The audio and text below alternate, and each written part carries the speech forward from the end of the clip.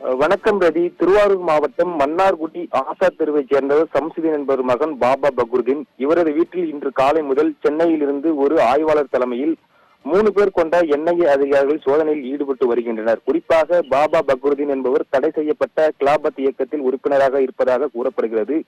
அதனையடுத்து தடை செய்யப்பட்ட இயக்கங்களுடன் தொடர்ந்து இவர் தொடர்பில் இருக்கிறாரா, மேலும் அவரது வீட்டில் தடை செய்யப்பட்ட இயக்கத்தில் உள்ள ஆவணங்கள், முக்கிய தடயங்கள் ஏதும் இருக்கிறதா என்பது குறித்து அவரது தொலைபேசி உரையாடல் மற்றும் தொலைபேசிகளை கைப்பற்றி என்ஐஏ அதிகாரிகள் சோதனையில் ஈடுபட்டு வருகின்றனர். குறிப்பாக ஏற்கனவே கடந்த 2021ஆம் ஆண்டு பாபா பக்ருதீன் வீட்டில் என்ஐஏ அதிகாரிகள் சோதனையில் ஈடுபட்டது குறிப்பிடத்தக்கது. அதனைத் தொடர்ந்து 2வது முறையாக இன்று சோதனையில் ஈடுபட்டு வருகின்றனர். என்ஐஏ அதிகாரிகளின் சோதனையை ஒட்டி அவரது வீட்டு வாசலில் ஏராளமான காவல்துறையினர் பாதுகாப்பு பணியில் ஈடுபட்டு வருகின்றனர்.